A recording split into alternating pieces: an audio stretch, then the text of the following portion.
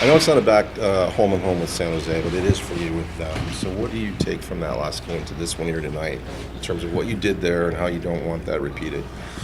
Well, I told the players the one thing I do like is the resiliency. Scored 5 goals. I like us coming back, the resiliency.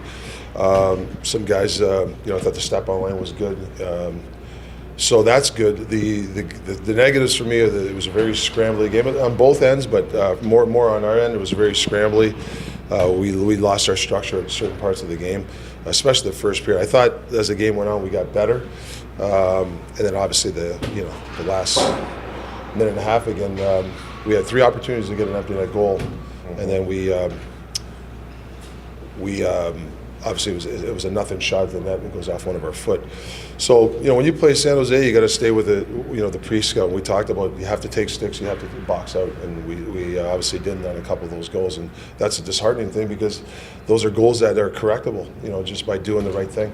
We've talked about it so many times, the waning moments of games and even periods. But you mentioned the empty net. You have to play that way when you're going for the empty net too, in terms of not letting the heart race and lose your mind, right? You've got to play a certain way on both sides of that, don't you? Yeah, I noticed with this team, when the guy that has the puck and we're in those situations, everybody just kind of stops. They just watch the guy. It's almost like they're, okay, I'm just going to stay back. And I'm the opposite. I want to attack. I want that support guy to support the puck here because you might get it. And I thought a couple of opportunities, our support guy didn't stop skating. And I don't know if that's pressure or retreating. I'm not sure, and it's something that we address all the time. And it's, I guess, you keep putting people in the right situations. In those situations, hopefully they do it right. But we're going to have to get that right. It's game 42 or 43, and you got to understand when pressure, you meet pressure head on. You don't retreat during pressure. I'm not a retreat guy. I want to attack it, and if for whatever reason we retreat. To ask you about Zach Rinaldo, he got back in there the other night, Rick. He had 6 hits. It was the most by any player on either team. We were all wondering how he was going to come back. It looks like it's business as usual, and that's what you want. Yeah, he's been done that all year. He's played between the lines all year. Obviously, it's unfortunate what happened, but he's a vocal guy. He adds that. He's good defensively for us too. So I'm comfortable when he's on the ice. And how about Chalmerson? What have you seen in the short time that he's been back a few games now? Do you see him easing back into it, or has he been where he needs to be right away? No, I don't think he's at. He actually it's his first back-to-back. I mean, he's tried to get some games under him. But, he didn't have a good game last game, and he's the first guy to say it. I thought his first game was good. For him, it's more getting more games and getting some reps under him. It's hard to be out that long, and it's not like he practiced a lot with our team. It's not like he's getting game situations. So, but a guy like him, it doesn't take long to get back in the swing of things. What do you see for the upside for Josh Archibald? He's coming in and he's starting to score some goals. Do you see him as someone that you would put in the primary scoring category or secondary scoring, down the road? Well, a guy like Josh, he's been in the minors most of his career, right? And he's played some games with the Penguins. So, he's always been fighting to try to get in a lineup or to play in the AHL. And now he's on an AHL team, right?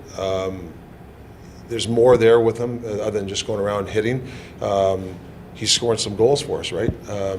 You got to remember that he hasn't been putting those opportunities a lot because he's in that role. But if our secondary scoring, if you can get guys like Josh Archibald and those guys scoring for your goal to your team, that's how you become a good team.